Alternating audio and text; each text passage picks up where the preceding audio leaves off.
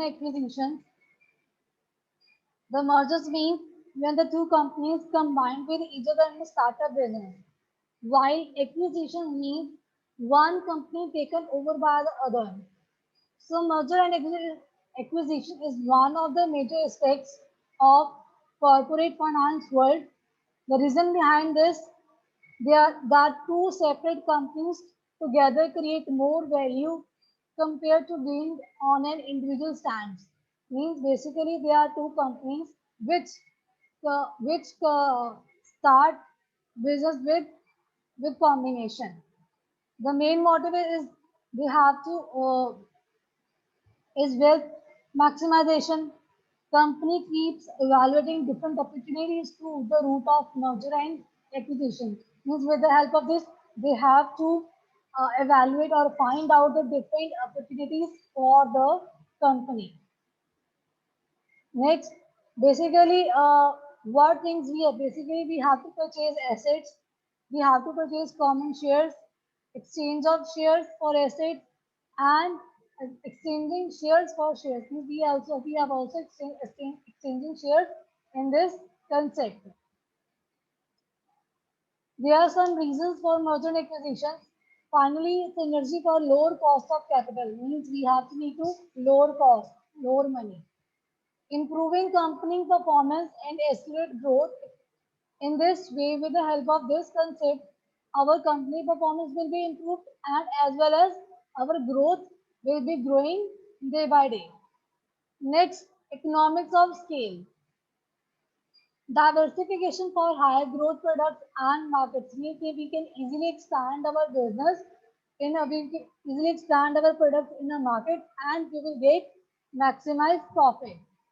We can also increase the market share and expand business in different locations or and broader the markets. Strategic alignment and technological change means whatever change we can see changes in our country, we can also adapt these technology in a business. We can also consider the tax. Sometimes we also whatever target we have to reach and we also undervalue the target. Means we have to actually basically if we set a target, then we can achieve a goal. Sometimes with the help of this, we can achieve the amount according to more than the target. And in this business, there is more risk. Diversification of risk means risk factor is also more. Three important considerations should be taken into account. These are the three terms which are really important in this in the merger and acquisition. The company must be willing to take the risk and vigilantly make investment to benefit fully from the merger as the competitor and the industry take it quickly. First, if you start any type of business, so if you must know every business have some risk. So if you take risk, if you invest money, then you will get result. If you do not take the risk, if you have a great fear of risk, then you can't run the business or you can't run the company. So risk is everywhere. So you have to set your mind and ready to take risk and to overcome you have to use some strategies, you have to overcome the risk and generate the profit from the competitors. Second, to reduce and diversify risk, multiple bets must be made in order to narrow down to the one that will prove fruitful. Means if you reduce the risk, also diversify means you if you have to bet means sometimes if you have to challenge to one another to another company, so in this way definitely you can get positive results. If you bet with another one, so in this way you can get get positive results from a business. Next point, the management of the acquiring firm must learn to be resilient, patient, and be able to adopt the change owing to ever-changing business dynamics in the industry. Means It is the need of every management. Every management have some patience. So whatever the new technology comes in the market, they have to adapt these technology in the business, and they have also follow the whatever we can see changes in our environment, and we also changing the business according to the taste of the consumer. There are some stages which involve in the merger and acquisition. First, phase one is pre-acquisition review. This stage would include self-assessment of the acquiring company with regards to the need for merger and acquisition, ascertain the valuation, and chalk out the growth plan to the target. First, you have to do. First, you have to assess your company. You can see actually what is the current position of the country, what kind of problem you have to face, what you want to do, and what is ongoing on the company. So you have to assess the all factors, all the tasks which is being running in your company. After that, after assessment, you have to do evaluation. Then with the after these two methods or stages, you can take a chalk, or maybe you can take a pen or paper and write down the plan according to the target. Whatever you have to set the target. You have to draw a roughly plan. See what you want to do in the coming time. Second point is key to search and screen targets. This would include searching for the possible app takeover candidates, and this process is mainly to scan for a good strategic fit for the acquiring company. Means you have to search those candidates which have more knowledgeable and which will turn your company into a profitable side. So for this method, you need to scan the good strategy for the company. In first third, you have to investigate and valuation of the target. Once the appropriate company is shortlisted, through company has to be done, and this is also referred to as due diligence.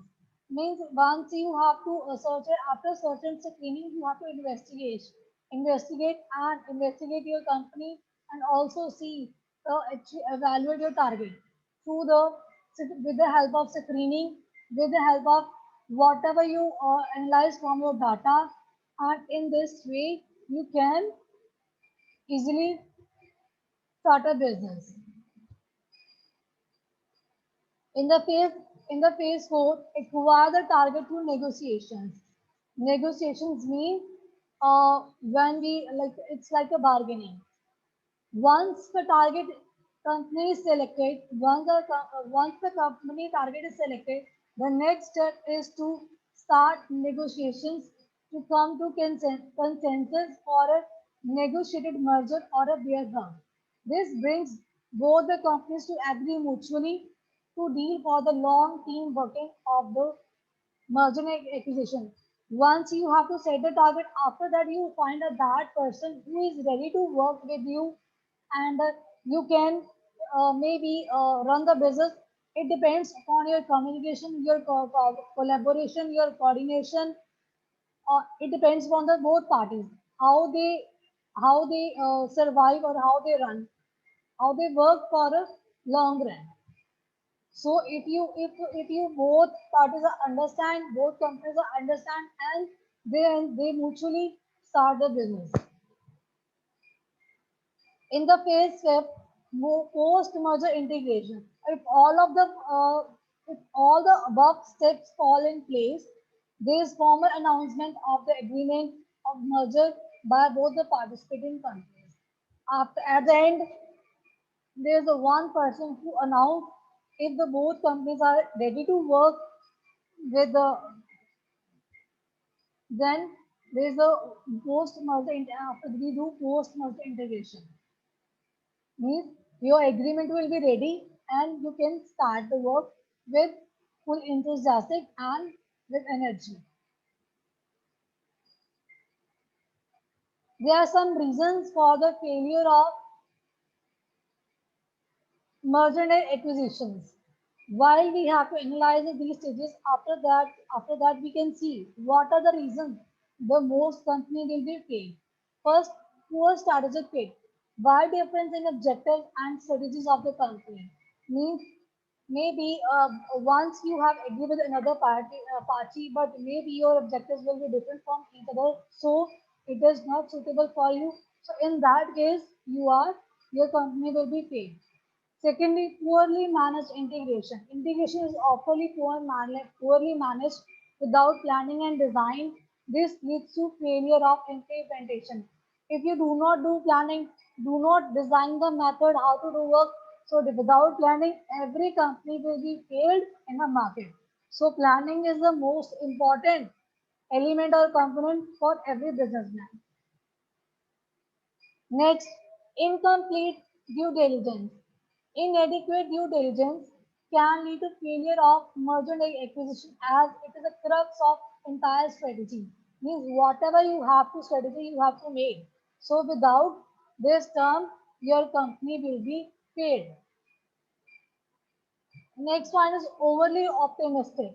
Too optimistic projections about the target company leads to bad decisions and failure of the merger and acquisition means to obtain means sometimes we stick to whatever I have decided I have to do this, but you have to listen the another party option actually what they want. Maybe another person idea is better than you. So if you have to stick on a single idea and it maybe gives you negative direction to your business. Overconfidence is not good for the individual one. There are some pros of merger and acquisition. The first main is increased performance. The synergy created through the merger of two or more business is very powerful and it results in increased business performance and a lot of financial gains. Means when two or three people start a company or they put 100% efforts, they work with full concentration, proper coordination, communicating, and so definitely the performance of the business will be improved and you will get most of the profits. Second, competitive edge. So when you have to combine the business means your resources will be also combined, your talents will also be combined, your skills, your abilities means all things are combined. So it means you can easily survive in the competitive era in the market. Next, cost efficiency. Merger results in increasing the purchasing power of companies. Raw materials are purchased in bulk at reduced cost and discounts. Because whenever we have to buy a product in a bulk, means huge quantity. So definitely we get in less amount, and we also avail discounts from the numerous companies. For example, if I buy one pen, then I buy with rupees 10. If I buy 50 pens, maybe I will get a discount, or with less amount I can buy 50 pens from a particular shop. Next, enjoy economies of scale. Merger and acquisition enables a firm to share resources and services. In this, we have to share resources with each other as well as services. This leads to reduction in the overall cost of production and increase the buying power and increase production. Means our amount will be reduced while we producing the product in the market, and our buying power will be increased, and similarly our production will automatically increase. Next point is tax benefits. Production of goods and services in large quantities results in financial advantage and use of tax shields by utilizing alternative tax benefits. If we generate higher or profit from the goods and services, and then definitely in this we can easily pay the tax to the government as well as also avail tax benefits from the government. Next point is new markets. The diversification plans resulting from merger and acquisition of the business results in increased sales. Means whatever plans we have to pay in the merger and acquisition, basically it helps in to increase to boost up the sales or to increase the sales. All these type of business always look for new markets for product and services. And every time they search, and because the main motive is they want to expand the business, they want to generate more profits. Next one is risk management. Business, because whenever the two people start business, basically they have business cycles and so many risks. But you have to manage the risk associated with the business or is to merge with another firm in order to share the risk involved and save the firm from the bad effects of depression. Means if you have faced any kind of problem while you start a business, you have to share the risk with another one. In this way, you can save your company from the negative effect.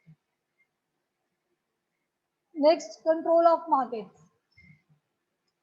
Business combine in order to maintain the control of the market and have more power in the market. Means those people who start business in the merger and acquisition, means they can easily control the market because maybe you in whole market you have to produce product. So your power you have means your company will be very strong. So that you can sell the product so many shopkeepers. It means you have some power in your hands. So that's why you can expand the business. You can control the market according to yourself. Next point is research and development. The merger requires firm to invest in research and development to look for new products and new technologies which enable the firms to remain innovative and profitable. The main motive is this is if we will do research and find out the new products and we can see the new we will adapt the new technologies. So these kind of things will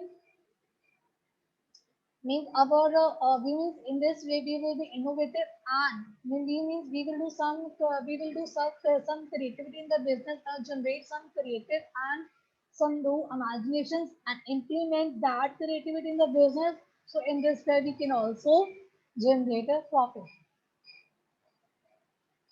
Then the next part, eliminate competition and duplication. Firms combine with each other to eliminate competition and among the firms reduce the duplication of resources and manpower. So when the two firms combine with each other, it means our competition will be automatically reduced among the firms and duplication of resources and manpower automatically reduced. For example, if two separate company run from the company, there are so many same departments in company A, same departments in company B. So we require 10 employees in company A, 10 employees in company B. If our company will be combined, means we need only 10 employees. We need also one company.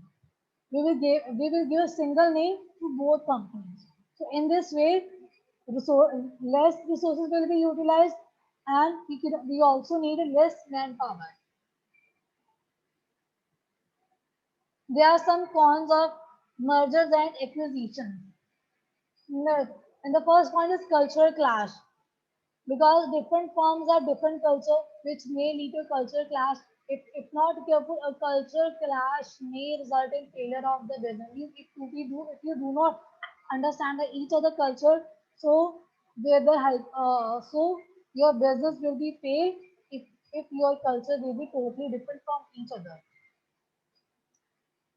Second, less choice of consumer. Merging the firms will be lead to less choice of industries for the consumers. They will have to deal with one big store with no any further firm to compare products with. So basically, if you have a single store, and it means maybe consumers, maybe you have less consumer. You have not stock in huge market in a huge quantity. So in this way, your business may face problems. Next, higher prices. Merging companies may lead to monopoly, and the combined firms can increase the price of commodities for consumers because those companies who are merged, they can set price the product accordingly.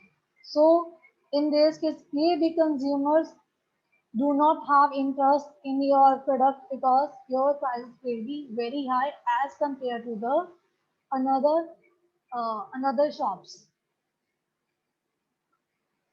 from where they buy product. Next, reduce jobs. Merger and acquisition results in jobless. Employees in the company bought out, loss of positions, underperforming segments of the company may be shut down, resulting to loss of jobs. So in the we already discussed point, employment will be less in this uh, company, and sometimes we have to perform under the authority, and if we have faced large amount of loss, and our company will be shut down, maybe shut down because we are unable to cover that loss. Next, this economies of scale. The merger and acquisition firm experience this economy of scale due to big size of the combined business. The firm may not have the same degree of control and workers may feel demotivated. Means if your company is very big in size, so sometimes it is very difficult for the two firms to control all over the organization, as sometimes your workers will be feel demotivated from the higher authority. And the next point is market confusion.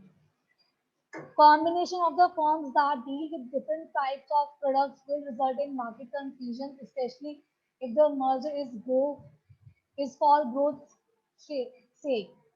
Means when we have to develop our products in a market, so maybe your product will be similar to the another companies, but your prices will be high, and sometimes your product will be confused to the client or to the customer. So for the growth of the company, you will do these kind of you will create confusion among the clients. Loss of brand strength. If the merger results in market confusion, then it will affect the brand strength. Means if you create a confusion among the clients, so in this way, it has directly negative impact on your brand image, and your brand strength will be weak. The company reputation and your brand strength will be weak. So if your reputation is affected, it means your brand will also be affected by the creating of confusion. Next one, increase debt. If one company has debt, then merger and acquisition process will increase the debt balance sheet of the two firms, and this may affect the firm's credit line. Debt means when, for example, if you take a loan and start a business, but after 1 year, 2 years, you are unable to pay loan. So in this case, you have to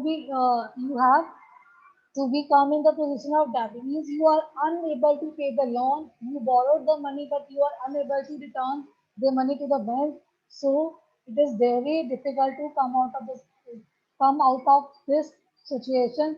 So maybe your business will be closed. Next is time consuming.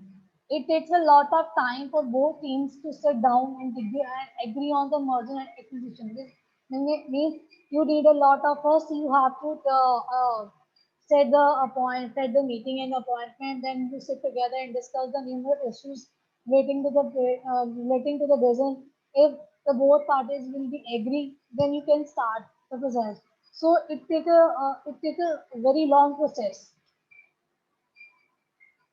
The next point, poorly managed partners. When implementing acquisition as a growth strategy, the business owner should seek professional advice on managing the target firm. Otherwise, it will result in failure affecting your initial healthy firm. Means if your partner will not you, if your partner don't have knowledge, don't know about is not professional, then it will be difficult to work work in a business or to run the company. So while when we have to implement acquisition, because our main motive we have to earn generate profit. So we should find a professional person, those who can manage the firm, who can save the company from the loss. So we need a expert person, those who have knowledge, skill, and also update who have information of each and every concept what whatever we do in the organization. He has also knowledge about the finance, like marketing, human, how he can manage the resources, also motivate the employees, and also supervise the organization and manage all the tasks which is running in the organization. So if your partner doesn't have knowledge these kind of things, it means your business will be 100% fail. And this topic is completed. Thank you so much, all of you.